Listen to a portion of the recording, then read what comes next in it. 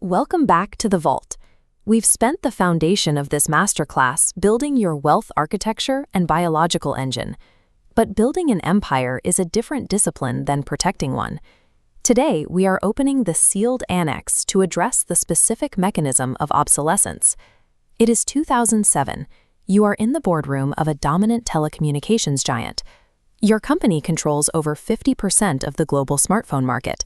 You have thousands of engineers, billions in liquid capital, and a logistical chain that functions with total efficiency. During this meeting, an associate presents a competitor's new product. It is a strange, flat device. It lacks a physical keyboard, the battery life is poor, and the existing cellular networks can barely support its data requirements. You compare this device to your own. Yours has a tactile keyboard, a battery that lasts a week, and a secure corporate customer base.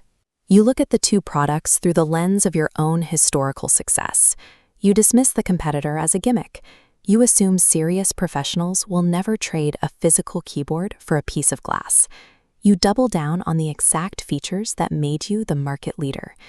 Within 5 years, that flat device makes its manufacturer the most valuable corporation on the planet. Your company vanishes from the market, liquidated and sold for parts. Capital and intelligence were not the missing variables. Your previous success created a biological blind spot. High-level competence produces a specific type of rigidity. In cognitive psychology, this is known as cognitive entrenchment. When you first learn a complex skill, your brain is inefficient. You have to consciously think about every step. Your neurons fire chaotically, consuming massive amounts of glucose to navigate the task. As you repeat the task, your brain begins to coat those specific neural pathways in myelin. This is a fatty insulation, functioning much like the rubber coating on an electrical wire. Myelin allows electrical signals to travel with extreme efficiency. You achieve mastery, executing the task subconsciously. However, this efficiency creates a rigid structure. Your brain begins to favor these high-speed, myelinated highways, making it physically difficult to forge new, uninsulated paths. In a stable market, this mastery is your edge. But when a paradigm shifts, that myelinated efficiency turns into a trap. Entrenched experts often reject new data because their brains are physically wired to repeat the old, proven patterns, even as those patterns lead toward failure.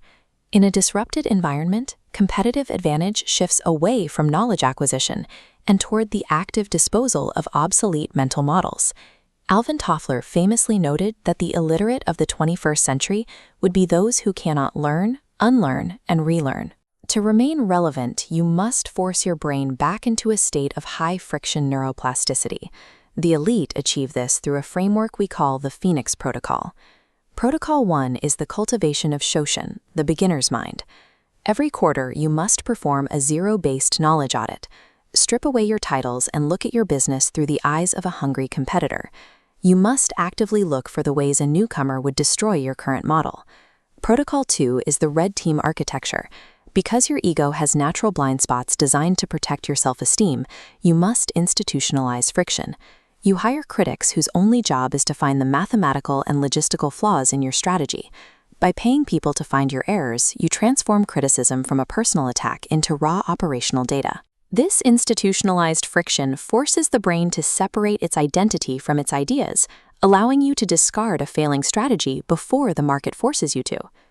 Business growth follows an S-curve. Progress starts slow, accelerates rapidly, then reaches a plateau. Most organizations cling to the plateau to protect profits, leading to decline.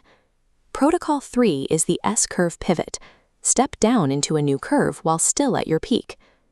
This requires moving capital and attention away from a profitable, optimized system and pouring it into a volatile experiment. It means becoming a beginner again exactly when the world considers you a master. Netflix provides a clear example. They were at the apex of the DVD by mail industry, running a highly profitable empire with a massive physical infrastructure.